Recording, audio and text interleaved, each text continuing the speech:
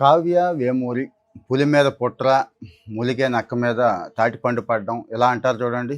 దాంతో పోలుస్తున్నారు ఇప్పుడు ఈ అమ్మాయి పేరుని. తెలుగు మూలాలు కనపడుతున్నాయి కదా. తెలుగు అమ్మాయినండి, ఎప్పుడో అమెరికా వెళ్ళిపోయింది.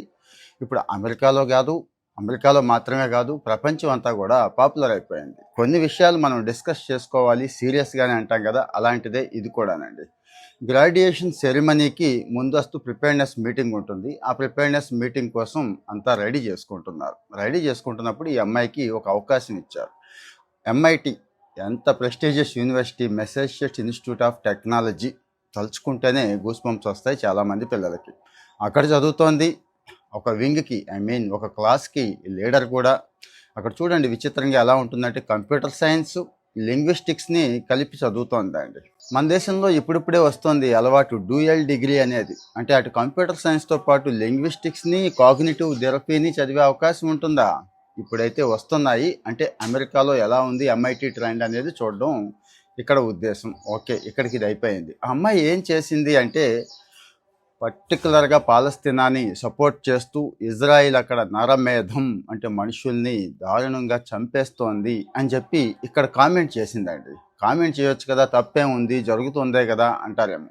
ఎక్కడ ఏం మాట్లాడాలి, ఎక్కడ ఏం మాట్లాడకూడదు కూడా తెలిసి ఉండాలి. అది యాక్చువల్గా గ్రాడ్యుయేషన్ సెరమనీకి ప్రిపేర్ అవుతున్న మీటింగ్ అది. ఆ అమ్మాయి రాసిచ్చిన స్పీచ్ కూడా వేరే ఉంది, కానీ ఇక్కడికి వచ్చి దీన్ని తీసుకుంది. మరి హైలైట్ అవ్వడం కోసమా, పేరు తెచ్చుకోవడం కోసమా, వార్తల్లోకి రావడం కోసమా అని చెప్పి తర్వాత రోజు సెరమనీ ఉంది తనకి, ఆపేశారండి. తన గ్రాడ్యుయేషన్ పూర్తి చేసింది అంతే, పోస్ట్ గ్రాడ్యుయేషన్ కూడా కాదంటే చూడండి ఎలా ఆలోచిస్తోంది ఆ అమ్మాయి అనేది.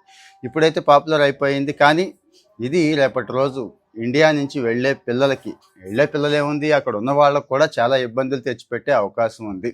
ట్రంప్ మహానుభావుడు ఎలా ఉన్నాడో చూశారు. ఒక పక్కన హార్వర్డ్ గొడవ దారుణంగా ఉంది కదండి. హార్వర్డ్లో అసలు అడ్మిషన్సే ఆపేశాడు. మొత్తం స్టూడెంట్ వీసాలన్నీ కూడా ఆపేశారు. హార్వర్డ్లో కాదు, మొత్తం అమెరికాలో స్టూడెంట్ వీసాలన్నీ ఆపేశాడు. ఎలాంటి టైంలో ఈ అమ్మాయి మొదలెట్టి కామెంట్స్ చేయడం మొదలెట్టింది. ఇక్కడ ఆ అమ్మాయి ధైర్యాన్ని మెచ్చుకోవచ్చు. ప్రపంచవ్యాప్తంగా ఉన్న పెద్ద సమస్యని అక్కడ ఎస్టాబ్లిష్ చేయటం మెచ్చుకోవచ్చు. కానీ చాలా లోతైన సమస్య, అధ్యయనం చేయవలసిన సమస్య, 2 దేశాలకు సంబంధించిన సమస్య కదా. ఇక్కడ డిస్కస్ చేయొచ్చా? ఎక్కడేం మాట్లాడాలో తెలిసి ఉండాలి కదా. రెండోది, ఎంఐటీని కూడా తిట్టిందండి.